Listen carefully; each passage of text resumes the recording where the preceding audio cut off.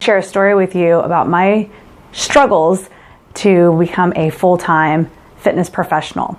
So back in 2012 is when it all began. I was lucky enough to get out of a full-time office job after working in corporate America for about 10 years, and just got the opportunity to get into the fitness industry full-time. I was so excited. It was something that I've always dreamed about, to teach classes and personal train, teach outdoor boot camps, and just strictly do fitness full-time and not have to work in an office anymore. So in 2012 was when I made the transition, and it was really tough because anyone knows that's in the fitness industry, you have to work a lot of hours in order to make money. So, you work hourly, you get paid. If you don't work, you don't get paid. So I was just taking on as many classes as I could, as many clients as I could, and just without even realizing it, just getting so overwhelmed and just doing so much work and just kind of working all hours of the day and not realizing what I was doing to my body. So, again, it was in 2012. I went to the doctors. I had this really uncomfortable rash, and I realized, or I was told, that I had shingles. And so my doctor was really surprised that I had shingles because I was in great shape, healthy, and young to have shingles, but it was brought on by stress because I was just doing too much. So it was really not a good time. I don't know if it's really ever a good time to get shingles, but I was on my way to a fitness conference, and I had to go with this rash all over my body and just was so uncomfortable and so much pain. I don't remember ever being in that much pain in my whole life. So it was kind of eye-opening to me that I was putting a lot of stress on my body, and I needed to slow down. I had to figure out a different way of managing my schedule and consolidating the classes that I was teaching and the clients that I was training. So I thought I was doing a little bit better. I scaled back a little bit, but then about a year later, I still wasn't completely feeling like myself. I had a lot of stomach issues. I was still tired. Like I would come home from boot camp and I would be falling asleep in the car or trying to stay awake. And, I reached out to my mentor and my friend Heather, who helped me go through some tests and realized that I had adrenal fatigue and H. pylori bacteria infection. So that's an infection of the stomach.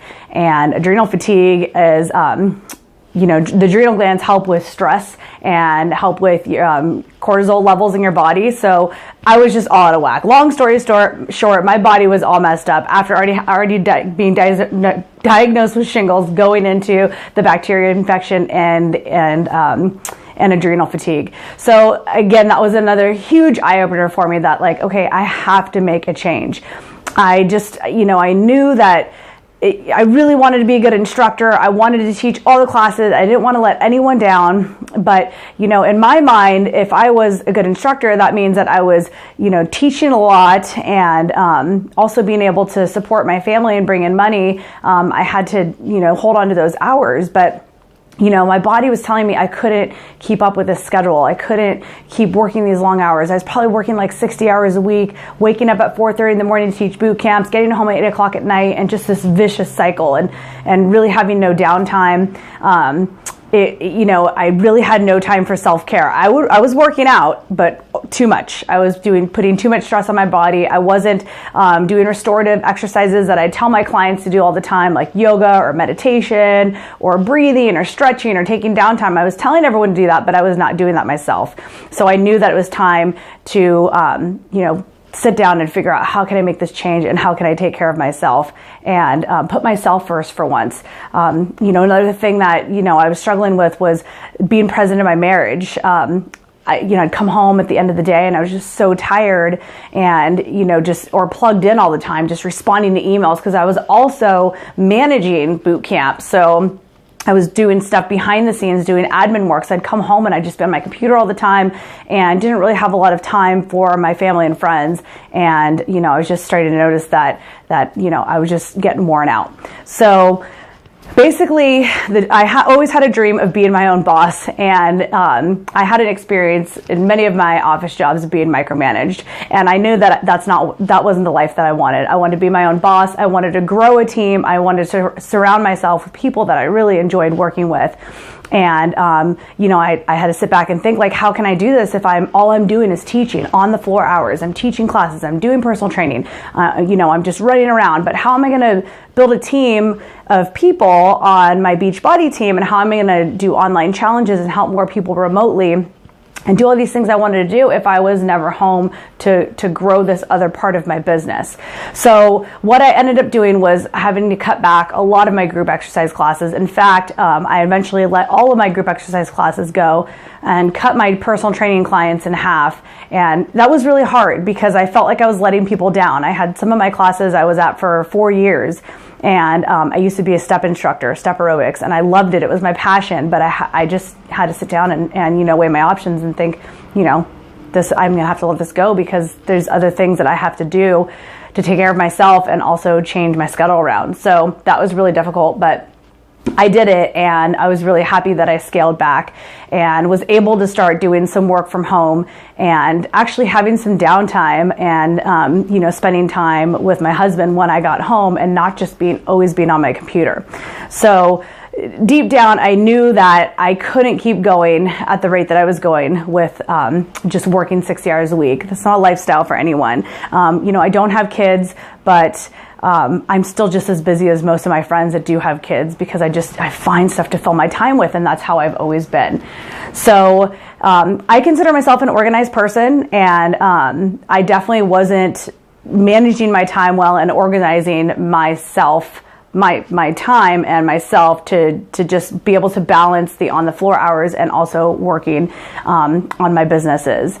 So how I made the change. What I did is, like I said, I cut back on my hours. I really started to dig deep into personal development. And it's funny because a lot of people, especially on my Beachbody team, they always talk about personal development. And I was like, that's not for me. Like, I'm not into reading. When I went to school, I'm done. Like, I don't need to know anymore. I'm a fit pro. Like, I know how to teach a great class. I have clients, but I was missing a piece, and that is just, personal development doesn't mean that something's wrong with you. And that's what I thought, like, oh, personal development's for like crazy people that need self-help. No, you should always be in that learning and growing mind frame. And it took me a while to realize that, but once I started to read personal development books, learning how to manage my time better, motivational books, hearing speakers, going to conferences, becoming a high performer, it was life-changing, and it also helped me realize on how to manage my time even better and time block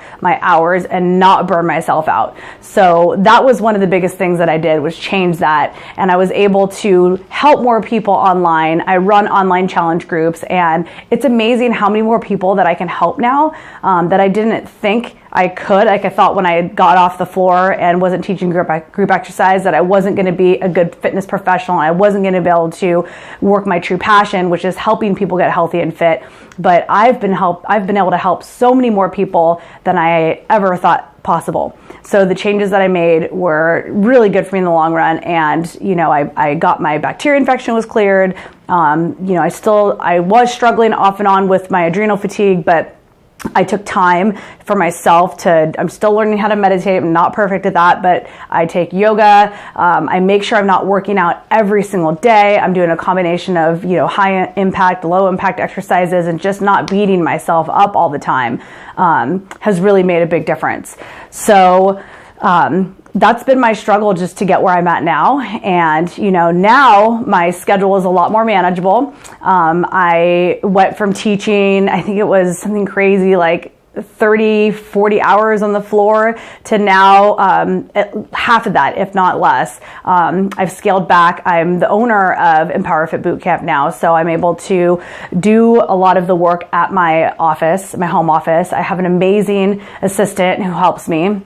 And I'm starting to just, figure out how to build a team, how to build a support system, and still digging into personal development. It's, it's a struggle still to this day, but I know what I need to do, and I'm no longer filled with excuses. My excuses before were I don't have time, which I literally didn't, but I could have made the time instead of, sleeping or taking a nap during the day. I could have been reading a book. Instead of driving back and forth to different areas to teach classes, I could have used my car or my car time to actually listen to personal development. But no more excuses. Like I used to make up so many excuses, and I know that that's just really common. We're so busy that it's easy to make up excuses to say, I don't have time to do this, I don't have time to do that, my kids are this, my kids are that, I work all these hours. But you know what?